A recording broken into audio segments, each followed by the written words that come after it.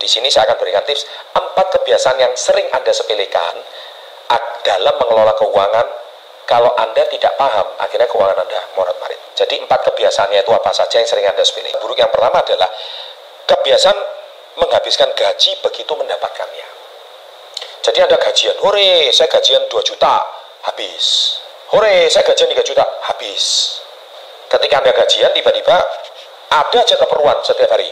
Saudara sakit lah, kemudian teman butuh duit lah, ada aja. Nah, harusnya kebiasaan baiknya adalah membayar diri kamu sendiri terlebih dahulu. Membayar diri sendiri itu maksudnya apa? Pastikan Anda punya cicilan selesai dulu. Pastikan Anda punya kewajiban selesai dulu. Pastikan Anda punya tabungan selesai dulu. Baru kalau ada sisanya, Anda mau pakai untuk ya foya-foya lah atau apa, itu nggak masalah. Daripada Anda pakai untuk hal-hal yang nggak baik ya, atau Anda pakai untuk Anda entertainment atau hiburan atau apa, itu nggak masalah. Tapi pastikan pos pertama itu selesai dulu. Kalau Anda nggak selesai, itu jadi masalah. Oke, itu yang pertama. Yang kedua, kebiasaan yang Anda sepelekan kedua yaitu pola hidup yang impulsif atau pola hidup boros. Jadi Anda lihat juicer dibeli, padahal juicer di rumah masih ada 2. Kemudian Anda lihat baju dibeli, padahal bajunya juga masih baru.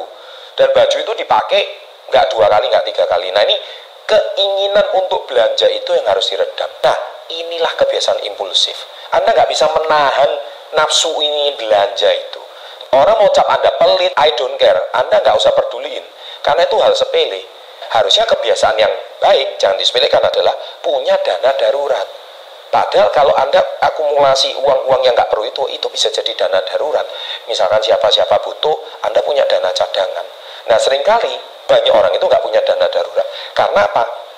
Kebiasaan menyepelekan itu tadi. Kebiasaan yang ketiga, yaitu memenuhi keinginan atau nafsu. Tadi saya sudah selalu bilang bahwa Anda itu selalu beli barang yang tidak perlu. Ya kan? Buat apa Anda beli barang yang nggak perlu itu? Karena kecerdasan finansial Anda rendah sekali. Kalau orang-orang menengah ke bawah, mohon maaf yang mendengarkan topik ini, Anda pasti menganggap saya ini orang pelit. Tidak, ini bukan masalah pelit. Ini masalah cerdas finansial. Kalau Anda orang yang cerdas finansial, Anda tidak akan sembarangan pakai uang untuk hal-hal yang nggak perlu. Dan uang yang Anda pakai untuk nggak perlu, beli baju lah, beli sepatu lah, beli ini, beli. Akhirnya ketika Anda pakai semua dan semuanya tidak terpakai, akhirnya nggak bisa dijual lagi. Apalagi numpuk handphone sampai berapa hanya untuk ngikutin model. Ayah, ini parah banget ya. Nah, padahal tips yang baik adalah sebetulnya untuk memenuhi kebutuhan, nggak usah memenuhi keinginan gitu, karena kebutuhan lebih diutamakan. Kalau Anda kebutuhan udah beres, income juga sudah oke, pasti ada dana cadangan. Oke? Dan yang terakhir, kebiasaan yang sering disepelekan yang keempat adalah sama sekali bodoh tentang yang namanya anggaran, budget. Nah, Anda itu lemah dalam masalah anggaran. Contohnya, 1 bulan gaji saya sekian.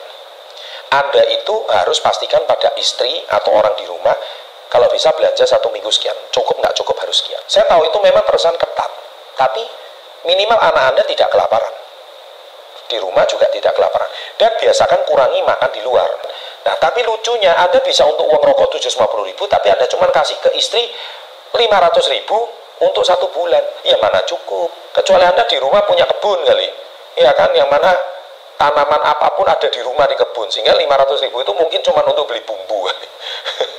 Ya, Anda nggak perlu beli bahan pokok atau cuma beli beras. Padahal makan di rumah itu jauh lebih murah. Belanja di pasar, makan di rumah jauh lebih murah. Anda jangan sepelekan uang kecil, karena uang kecil itu sebetulnya kalau Anda tabung, itu impact-nya besar.